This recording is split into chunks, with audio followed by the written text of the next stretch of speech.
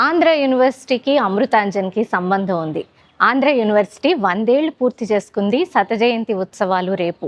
ఈ సందర్భంగా ఆంధ్ర యూనివర్సిటీ గురించి కొన్ని విశేషాలు తెలుసుకుందామా? ఉత్తరాంధ్ర, కోస్తా ఆంధ్ర ప్రాంతానికి ఒక యూనివర్సిటీ ఉండాలని 1913లో ఆంధ్ర మహాసభలో ఒక డిమాండ్ వచ్చింది. బి వెంకటపతిరాజు గారు మద్రాస్ లెజిస్లేటివ్ కౌన్సిల్లో 1917లో యూనివర్సిటీ స్థాపనను ప్రపోజ్ చేశారు. అయితే యూనివర్సిటీకి పేరేమిటి పెట్టాలి అనే అంశంపై చాలా వాదనలు, ప్రతివాదనలు జరిగాయి.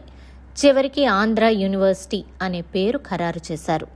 మద్రాస్ చట్టం 1926 ద్వారా యూనివర్సిటీ మొదలైంది. అయితే ఇది విశాఖపట్నంలో ప్రారంభం అవ్వలేదు. విజయవాడలో విక్టోరియా భవంతిలో మొదలైంది. అదే ప్రస్తుతం బాపు మ్యూజియం. 1930లో విశాఖపట్నానికి చేరింది. 400 ఎకరాలకు పైగా విస్తీర్ణంలో, సముద్ర తీరంలో. భూమిని జైపూర్ మహారాజా విక్రమ్ దేవ్ డొనేట్ చేశారు. సెపరేట్ ఆంధ్ర ఉద్యమ సమయంలో రాష్ట్రంలో అన్ని ప్రాంతాల్లో అభివృద్ధి జరగాలని శ్రీబాగ్ ఒప్పందం చేసుకున్నారు.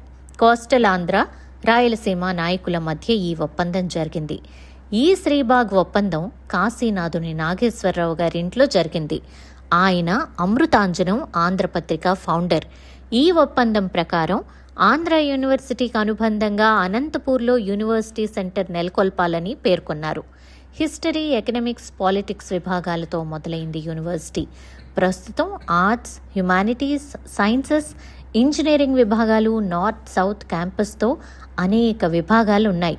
మొదటి కెమికల్ ఇంజనీరింగ్ డిపార్ట్మెంట్ ఇక్కడే మొదలైంది. ఇండియాలో డిస్టెన్స్ లెర్నింగ్ ప్రవేశపెట్టిన తొలి యూనివర్సిటీల్లో ఒకటి. మొదటి residential and teaching cum affiliating university.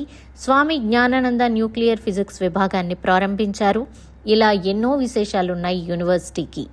GMR group వ్యవస్థాపకులు మాజీ వైస్ ప్రెసిడెంట్ వెంకయ్య నాయుడు గారు, వైఎస్ చౌదరి, మరెంతో మంది మహానుభావులు చదువుకున్న ప్రాంగణం.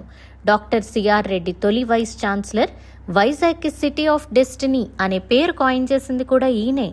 ఆంధ్ర యూనివర్సిటీ రాకతో ఈ ప్రాంతం ఒక ఇంటెలెక్చువల్ క్యాపిటల్గా మారుతుందనే నమ్మకంతో ఆయన వైజాగ్కి ఈ ట్యాగ్ లైన్ ఇచ్చారు.